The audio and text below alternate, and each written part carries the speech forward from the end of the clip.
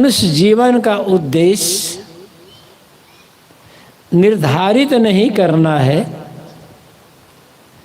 पहले से वह निर्धारित है,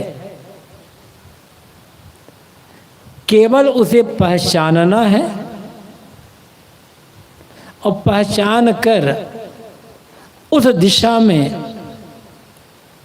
चलना है। चलते रहने से उद्देश्य की प्राप्ति होगी, चलते रहने से हम मंजिल तक पहुंचेंगे, बैठे रहने से नहीं, सुन लेने से नहीं। तीन चीजें होती है जीवन में।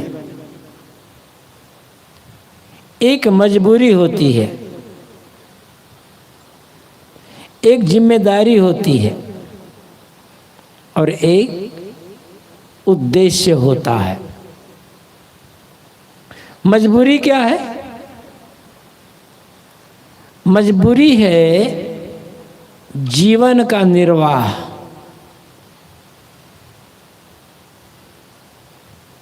भोजन मजबूरी इसलिए है कि बिना खाए हम जीवित रह नहीं सकते। अब क्या खाता है आदमी, ये अलग बात है। कोई कुछ खाता है, कोई कुछ खाता है, कोई कुछ खाता है। पेट भरने के लिए, भूख दूर करने के लिए कुछ खाना पड़ेगा, ये हमारी मजबूरी है।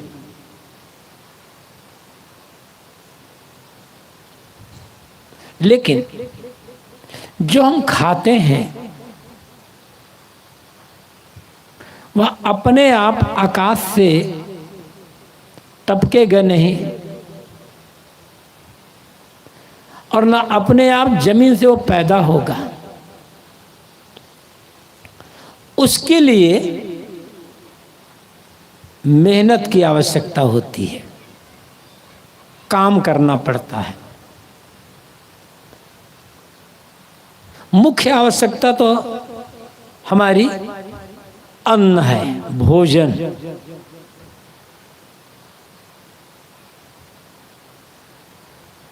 बिना कपड़े के हम जीवित रह सकते हैं।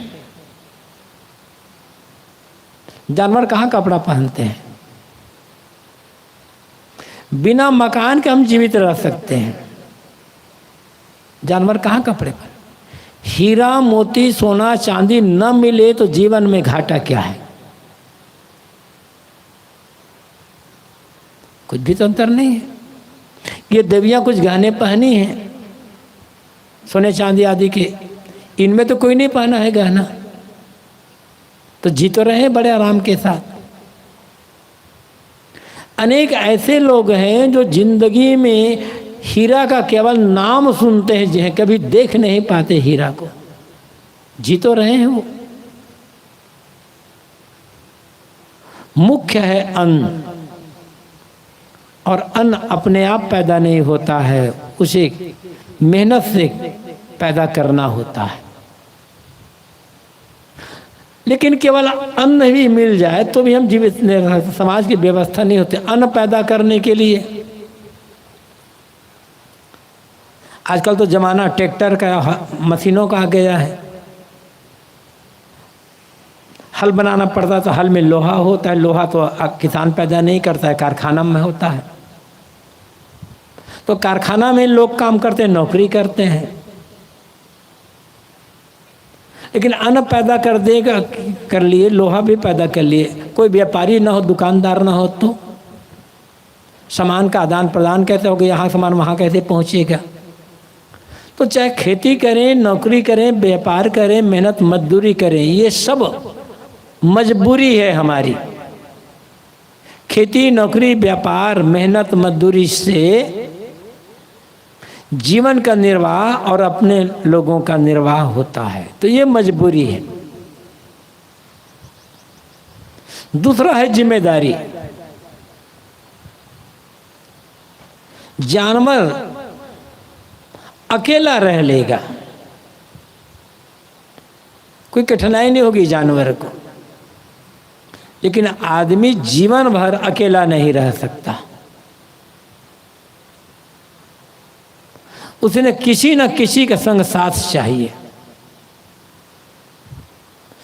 लोग अधिकतम लोग शादी विवाह करते हैं, वहाँ घर में माता पिता होते ही हैं, शादी विवाह होता है, पति मिलता है, पत्नी मिलती है, बच्चे होते हैं, उनके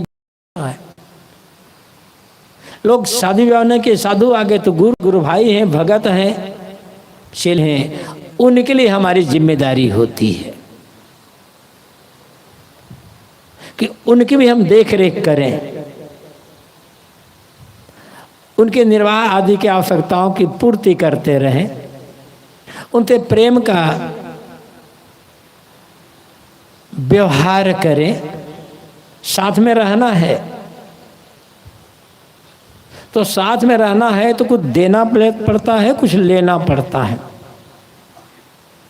बाहर की चीजें तो देते लेते ही हैं। खासकर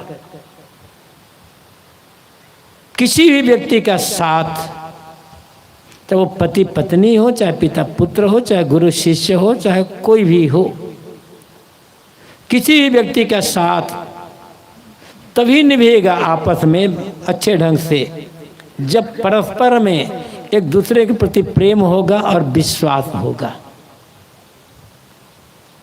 जहाँ प्रेम और विश्वास है वहाँ अनेक लोग एक साथ रह सकते हैं, कलह नहीं होगा, विवाद नहीं होगा।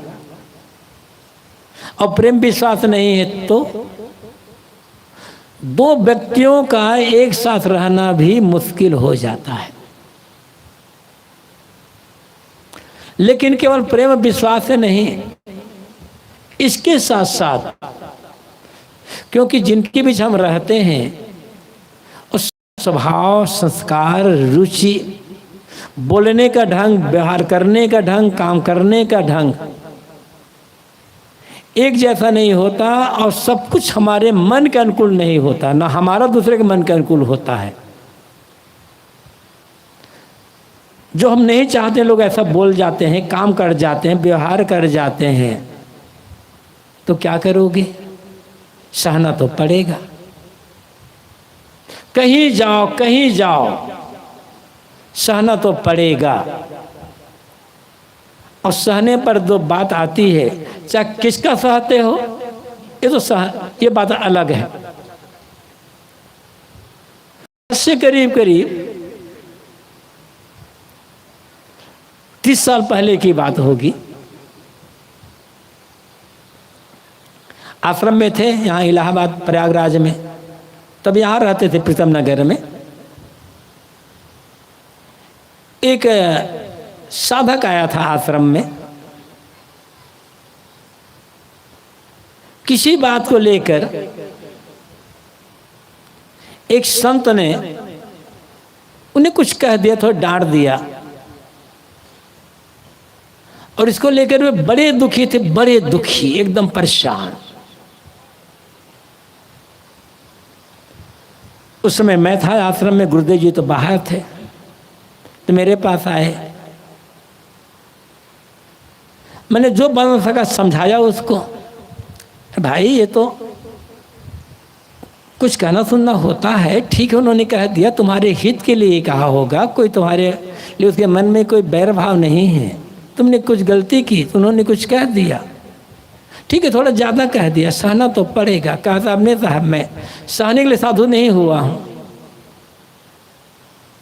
तो ठीक है, सहने साधु तो नहीं हुए हो, चलो यहाँ से लौट जाओगे, घर जाओगे, शादी करोगे, पत्नी आएगी, और पत्नी कुछ गलत कह दे, डांट दे तो क्या करोगे? तो उन्होंने छूटते ही कहा, साहब पत्नी की चप्पल सहन सकता हूँ, साधु की बात नहीं सहन कर सकता। मैं कहा बड़ी अच्छी बात है भाई, तब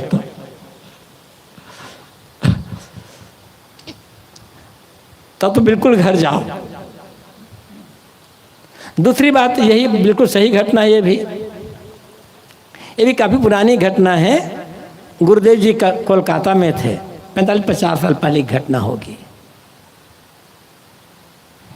एक सज्जन आए, बातचीत के दरमियान में सज्जन ने गुरुदेव जी से कहा, साहब जी आज मेरी पत्नी ने मुझे चप्पल से पीटा है। और दोनों पति पत्नी दोनों बड़े अफसर थे, दोनों बड़े पढ़े लिखे और दोनों क्लास 1 ऑफिसर थे। अब होता है कुछ ना कुछ तो होता है। कहता साहब आज मेरी पत्नी ने मुझे चप्पल से पीटा है, गुरुदेव जी को समझाए। 2-4 दिन पश्चात दोनों पति पत्नी एक साथ मिलने आ गए गुरुदेव जी से। तो बात करते करते गुरुदेव जी ने उस सज्जन की पत्नी से पूछा, कहो इसके साथ तुम्हारा कैसे निभता है? तो उसकी पत्नी ने कहा, महाराज क्या बताऊं, कैसे निभता है? निभ रहा है, इसको छोड़ दूं, दूसरे के साथ जाऊं तो वहां भी तो सहना पड़ेगा, इसलिए इसी का सहन कर रही हूं। कहाँ जाओगे? सहना तो पड़ेगा ही पड़ेगा। जिनके साथ रहते हो कम से कम साथ रहते रहते साल 2 साल 4 साल 8 साल 10 साल साथ रहते रहते एक दूसरे के स्वभाव को समझ गए हो, संस्कार को समझ गए हो, बातचीत को सब कुछ समझ गए हो। अब तो ये पता चल गया है कि सामने वाला किस बात से खुश होता है, किस बात से नाराज होता है, कैसे उनके साथ सुंदर व्यवहार किया जाए, ये तो समझ गए हो। और समझने के बाद भी उलझ रहे हो। मान लो उनका साथ छोड़ दो, किसी नए के साथ लगोगे तो अभी तो उनके स्वभाव को समझने में साल भर 2 साल समय लग जाएगा, तब क्या करोगे? तो बात यह है, हम अकेले नहीं रह सकते, चाहे स्त्री हो, चाहे पुरुष, चाहे साधु हो, चाहे गृहस्थ, किसी न किसी के साथ तो रहना पड़ेगा। और साथ रहना है तब सहना पड़ेगा। देखो, किसी के साथ रहना और किसी को साथ में रखना दोनों बहुत कठिन है। बिना झुके किसी के साथ रहा नहीं जा सकता और किसी के साथ रखा नहीं जा सकता। झुकना तो पड़ेगा, सहना तो पड़ेगा, कहीं चले जाओ तो जिम्मेदारी है। हमारे लिए अनेक लोग बहुत कुछ कर रहे हैं, तो हम भी कुछ ऐसा करें जिससे दूसरे को सेवा मिले, सहयोग मिले, बाहरी रूप से भी और मानसिक रूप से भी। तो जिम्मेदारी का निर्वाह करने के लिए प्रेम चाहिए, विश्वास चाहिए, सेवा चाहिए और सबसे बड़ी बात सहनशीलता चाहिए। मजबूरी है, खेती नौकरी व्यापार ये तो कर ही रहे हैं, साथ रह रहे हैं तो निभ रहा, जैसा भी हो वैसा। अब इसके पश्चात उद्देश्य दोनों के ऊपर उठ करके,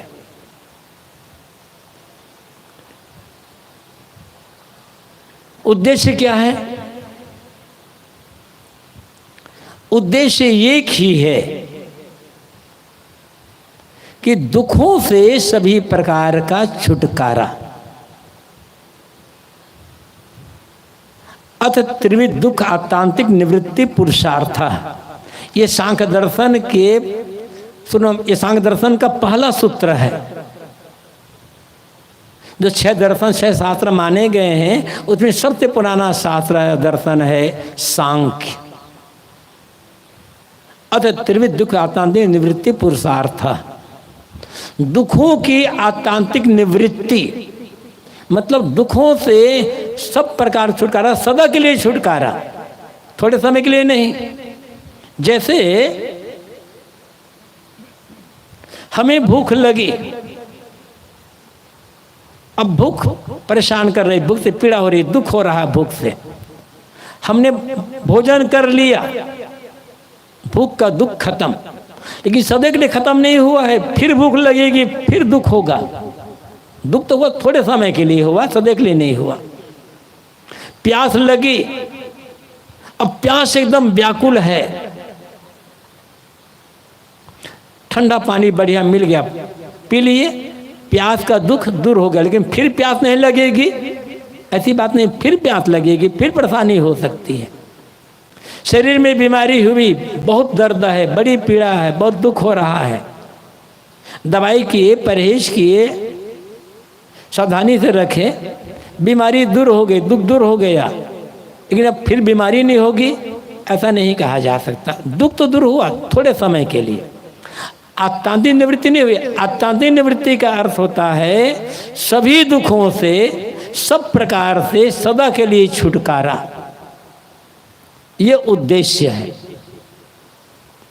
इसी को कहते हैं लोग, दूसरे शब्द में मोक्ष भी इसी को कहते हैं, निर्वाण, कैवल्य, इसी का नाम है। इसी को कह देते हैं लोग भगवान की प्राप्ति, परमात्मा की प्राप्ति। बात एक ही है, दुख से छुटकारा। आप भगवान पाना क्यों चाहते हो? दुखी रहने के लिए,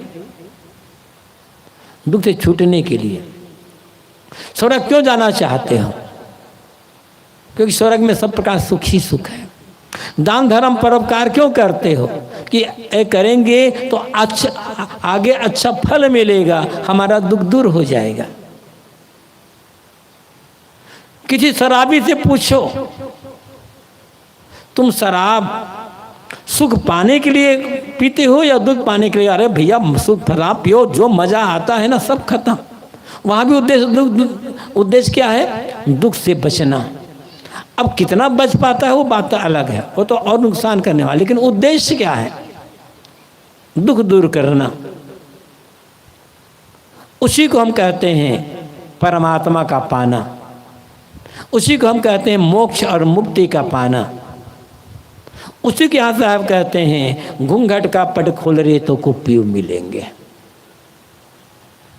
ये घूंघट का जो पट है, घूंघट का पर्दा, इसे हटा दो, पीऊ मिल जाएगा, परमात्मा मिल जाएगा, दुख दूर हो जाएगा। घूंघट, एक जमाना था जब महिलाएं घोर पर्दा प्रथा में रहती थी, भयंकर घूंघट में, अभी भी है प्रायः। पश्चिमी उत्तर प्रदेश, राजस्थान और हरियाणा में घूंघट प्रथा काफी कुछ है यहाँ की अपेक्षा।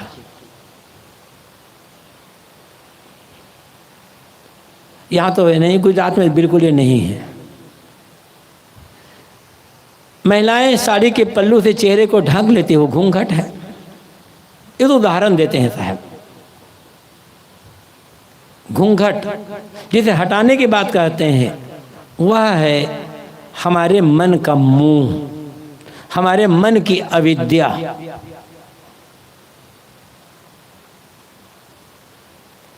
अविद्या का पर्दा हटा, पीऊ मिल गया, परमात्मा मिल, दुख दूर हो गया। अविद्या का अर्थ न जानना नहीं है या कम जानना नहीं है। अज्ञान का भी अर्थ न जानना अज्ञान नहीं है। अज्ञान का अर्थ है गलत जानना, उल्टी समझ। अविद्या की परिभाषा देते हुए योग दर्शन में महर्षि पतंजलि ने कहा है, अनित्या शुचि दुखानात्मश नित्य शुचि सुखात्म ख्याति रविद्या। अनित्य, अशुचि, अपवित्र, अनित्य, अशुचि, अपवित्र और दुख और अनात्म। अनित्य है, अपवित्र है, दुख है और अनात्म है। इनमें नित्य बुद्धि होना, अनित्य में, नाशवान में अमरता की बुद्धि होना, अपवित्र में पवित्र बुद्धि होना, दुख में सुख बुद्धि होना और अनात्म में जड़ में आत्म बुद्धि होना, स्व की बुद्धि होना। ये अविद्या है, उल्टी समझ।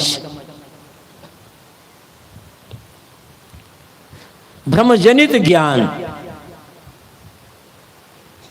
जो जैसा है उसको वैसा न समझ करके कुछ का और समझ लेना, यही अविद्या है और यही दुख का कारण है। और होता क्या है, कई बार हम जान तो भी तो लेते हैं कि गलत है, किंतु उस गलत का प्रयोग करते करते इतनी प्रबल आसक्ति बन जाती है, इतनी प्रबल आदत बन जाती है कि जानते हुए भी, दुख पाते हुए भी आदमी छोड़ नहीं पाता। ये अविद्या का पर्दा है। तकलीफ होती है किंतु सुख लगता है। किसी बीड़ी पीने वाले से पूछो, बाबा ये बीड़ी पीना अच्छा है गलत? कि बेटा बहुत गलत है। फिर भी क्यों पीते हो? कि बेटा आदत बन गई है। कितने ऐसे लोग हैं, बूढ़े हो गए हैं, बीड़ी पी रहे हैं, जैसे बीड़ी का धुआं अंदर जाता है, आंख से पानी, नाक से पानी, मुंह से पानी, खांसते खांसते बेदम, किंतु छोड़ नहीं पा रहे। क्यों? आदत बन गई, आसक्ति बन गई। एक सज्जन, बड़े अच्छे समझदार सज्जन थे, बूढ़े हो गए थे, किंतु घर के मालिक वही थे। बहुओं से कहते थे मेरे लिए बेसन का भजिया बनाओ। अब बहुएं क्या करें? ससुर कह रहे हैं, घर का मालिक कह रहे हैं, बनाना पड़ता था। हर दूसरे तीसरे दिन में भजिया बनवाते थे, खाते थे। और जब जब भजिया खाते थे थोड़ी देर पश्चात उल्टी हो जाती थी और एकदम परेशान हो जाते थे। पछता नहीं था, लेकिन स्वाद, उल्टी हो जाए, बड़े परेशान होते थे। उसके बेटे ने कहा, पिताजी आप ये भजिया क्यों खाते हो? जब जब आप भजिया खाते हो तब तब आपको उल्टी हो जाती है, कितनी परेशानी होती, कितनी तकलीफ होती है। उन्होंने कहा, बेटा भजिया खाने में जो मजा आता है ना, उल्टी उतनी परेशानी नहीं होती है। यही है अविद्या का पर्दा। हम बांध लेते हैं, क्यों? उल्टी समझ है वहां पर। घूंघट का पट खोल रहे तो कॉपी मिलेंगे। साहब कहते अविद्या का, मोह माया का पर्दा हटा दो, राग द्वेष का पर्दा हटा दो। कहना चाहिए मन की जो गंदगी है, ये मन की गंदगी का त्याग कर दो, सारा दुख खत्म। गंदगी हटी, आत्मा मिल गया, परमात्मा मिल गया, जीव मिल गया, मोक्ष मिल गया, सब कुछ मिल गया। और गंदगी जब तक नहीं हटेगी तब तक कितना भी कुछ करते रहो, परिणाम सुंदर नहीं आने वाला है।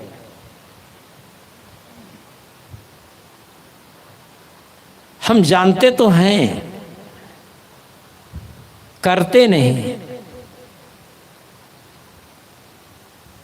जानना अलग, मानना अलग, कहना अलग, करना अलग। हमारे जीवन में कहीं एक रूपता ही नहीं है।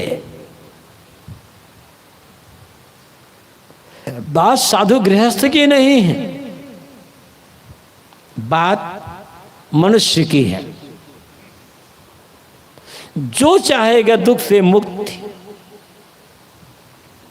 उसे अपने भीतर की गंदगी को निकालना होगा। ये गंदगी ही घूंघट का पर्दा है। लेकिन अपनी गंदगी को स्वीकार करना बड़े हिम्मत की बात होगी। किसी भी व्यक्ति को कह दो अचानक किसी व्यक्ति को कह दो तुम्हारा मन गंदा है, बहुत दुखी हो जाएगा। और कितने लोग तो एकदम गुस्से में आ जाएंगे, लड़ने को तैयार हो जाएंगे, मारने तैयार हो जाएंगे। तो उन्हें मुझे कैसे कह दिया कि मेरा मन गंदा है? मैं इतना पढ़ा लिखा आदमी, इतना विद्वान, इतना बड़ा अफसर, और तू कहता है कि मेरा मन गंदा है। मैं इतना बड़ा साधु, इतने 20 साल 25 साल 30 साल हो गए मुझे साधु हुए, मैं गुरु भी बन गया हूँ, इतने मेरे चेले हैं, तुम मुझे कहते हो मेरा गंदा, तुम मुझे कहते हो कि मेरा मन गंदा है। सुनते ही लोग नाराज हो जाते हैं। और किसी ने कहा तुम्हारा मन गंदा है, हम दुखी हो गए, नाराज हो गए, गुस्से में आ गए, तो सिद्ध कर दिए सचमुच हमारा मन गंदा है। क्योंकि अधिक गंदा ना होता ना मन तो दुखी ना होते। जब तक मन में गंदगी नहीं होगी गुस्सा नहीं आएगा, नाराजगी नहीं आएगी, दुख नहीं होगा। हमारा गुस्सा करना, हमारा नाराज होना, दुखी होना हमारे मन की गंदगी की पहचान है। फिर भी हम स्वीकार नहीं कर पा रहे हैं।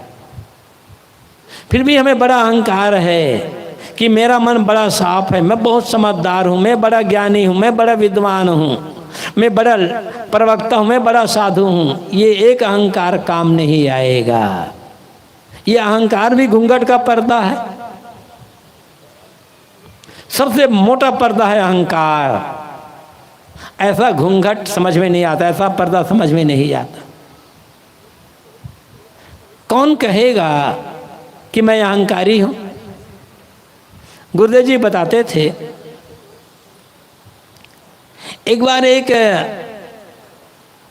महात्मा ने गुरुदेव जी से पूछा, साहब जी लोग मुझे कहते हैं कि तुम बड़े अहंकारी हो, मुझे तो नहीं लगता कि मैं अहंकारी हूं। साहब जी आप बताइए, साहब जी क्या मैं अहंकारी हूं? आप कैसे कहें कि तुम अहंकारी हो? ये पूछना ही अहंकार का प्रतीक है कि क्या मैं अहंकारी हूं? अहंकार नहीं तो पूछ क्यों रहे हो? अहंकार है ना, तभी तो चोट लग रही है। अहंकार नहीं होगा तो चोट नहीं लगेगी, अहंकार नहीं होगा तो दुख नहीं होगा। लेकिन ये ऐसा मोटा पर्दा है अहंकार का कि समझ में बात नहीं आती है। साहब कहते हैं घूंघट का पट खोल रे तो को पीऊ मिलेंगे। एक अविद्या का पर्दा कहो, चाहे मोह का पर्दा कहो, चाहे अहंकार का पर्दा कहो, कुछ भी कहो, बात एक ही है, नाम अलग अलग है। और जब तक ये पर्दा नहीं हटेगा, कितनी पूजा करो, पाठ करो, नाम जपो, तीर्थ करो, घर छोड़कर साधु बैरागी महात्मा बन जाओ, रहोगे जहां के तहां, कुछ अंतर नहीं आने वाला है। चाहे बात आपकी हो चाहे बात हमारी हो, न्याय और नियम दोनों के लिए एक बराबर है। साधु के लिए अलग न्याय और गृहस्थ का अलग न्याय, ऐसा नहीं होता। साधु को तो और विनम्र होना चाहिए। साधुता का अर्थ ही होता है विनम्रता, लेकिन साधु का अर्थ हो गया है अहंकारी। झुकना नहीं जानते।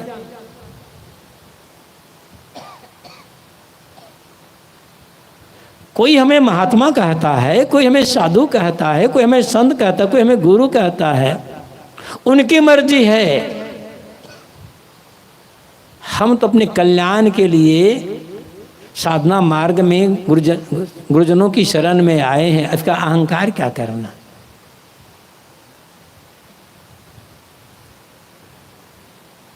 हमारे दादा गुरु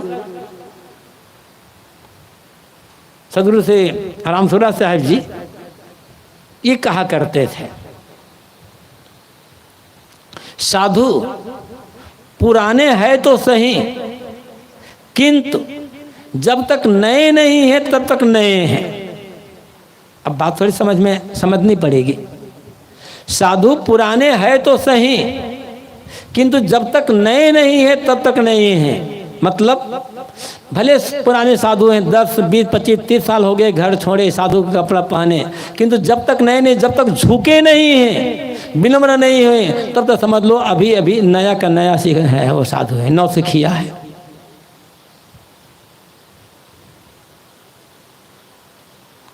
तो नियम सबके लिए बराबर, किसी को भी अहंकार का, किसी का भी अहंकार का, किसी का भी अहंकार नहीं आएगा,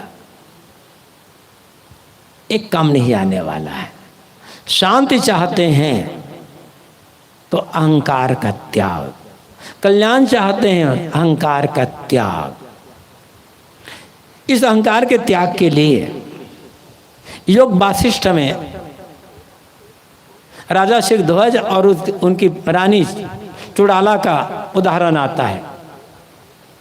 योग वासिष्ठ अद्वैत ब्रह्म ज्ञान का एक अद्भुत महत्वपूर्ण ग्रंथ है।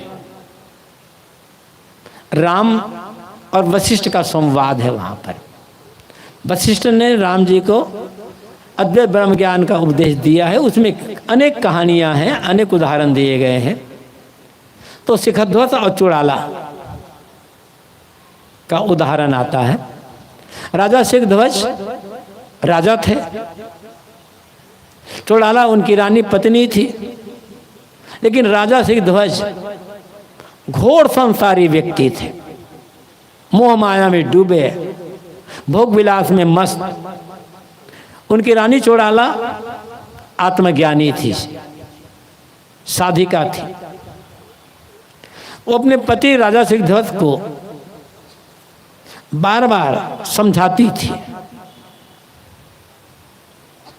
कि राजन, ये अहंकार काम नहीं आ गया कि मैं राजा हूं।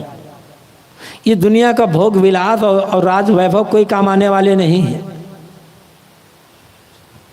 भजन में लगो और आत्मज्ञान प्राप्त करो। उस आत्मज्ञान और भजन से ही कल्याण होगा, वही अपना साथ होगा। लेकिन पुरुष का अहंकार, पुरुषों को सदैव ये लगता है कि हम बड़े हैं, ये महिलाएं छोटी हैं।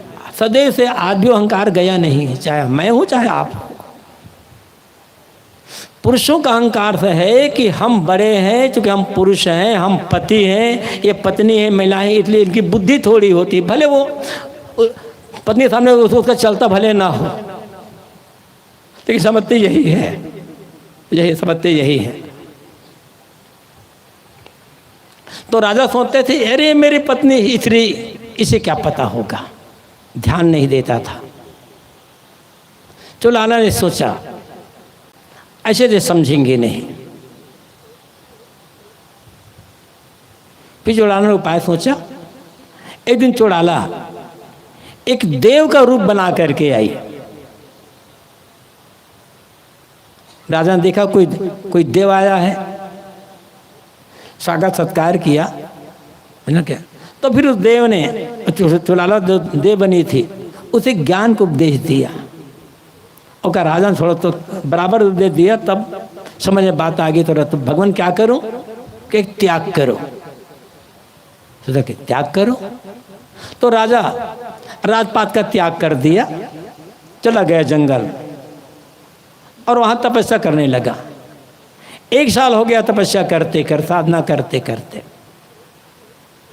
साल भर के बाद चुड़ाला फिर देवका रूप बना करके जाती है और कहती है, राजन शांति मिली कि नहीं? देव शांति तो नहीं मिली, कि त्याग करो। सोचा राजपाट का त्याग कर दिया, यहां कुटी बनाकर रहता हूं, त्याग करो। तो कुटी में आग लगा दिया, कुटी त्याग कर दिया, पेड़ के नीचे रहने लगे। साल भर के पश्चात चुड़ाला फिर गई, देव का रूप बना करके, राजन शांति मिली कि नहीं? देव शांति तो नहीं मिली, कि त्याग करो। बस वापस कि अब क्या त्याग करूं? तो जो कपड़ा पहने थे कपड़े त्याग कर दिया। साल भर के बाद फिर गई चुड़ाला देव का रूप बना करके, राजन शांति मिली कि नहीं? देव शांति तो नहीं मिली, ये त्याग करो। तो अब क्या त्याग किया? राजपाट छोड़ा, कुटी का त्याग कर दिया, कपड़े का त्याग कर दिया, अब क्या त्याग करूं? खाना छोड़ दिया, पानी पीकर रहने लग गए। साल भर के पश्चात फिर आई चुड़ाला देकर रूप बना करके, राजन शांति मिली कि नहीं? दे शांति तो नहीं मिली कि त्याग करो। अब क्या बाकी रह गया? ये शरीर ही बाकी है, इसी का त्याग कर देता हूं। एक कुआं में कूदने लगे, चुड़ाला ने हाथ पकड़े, राजन शरीर का त्याग करने से काम नहीं बनेगा, अहंकार का त्याग करो। ये अहंकार ऐसा मोटा पर्दा है कि क्या कहा जाए। और सबसे अधिक अहंकार किसका होता है? अपने माने गए इस शरीर का। और यही अविद्या है। मैं शरीर हूं, ये भाव अविद्या है। मैं शरीर हूं और शरीर द्वारा इंद्रियों को भोगना मेरा उद्देश्य है। बस यहीं से ही सारी गड़बड़ियां शुरू होती है, यहीं से सारे दुख शुरू होते हैं, सारे बंधन शुरू हो जाते हैं। शरीर है हमारा, लेकिन हम शरीर नहीं हैं। शरीर तो हमारे कर्म फल के अनुसार से बन गया है, अब ये मिट जाएगा, लेकिन हम नहीं मरेंगे, हम नहीं मिटेंगे। मैं शरीर हूं, देहाभिमान। ये मोटा पर्दा, ये घूंघट का पर्दा ऐसा है कि इसके त्याग किए बिना, इसे फाड़े बिना आत्मा शांति का अनुभव नहीं हो सकता है।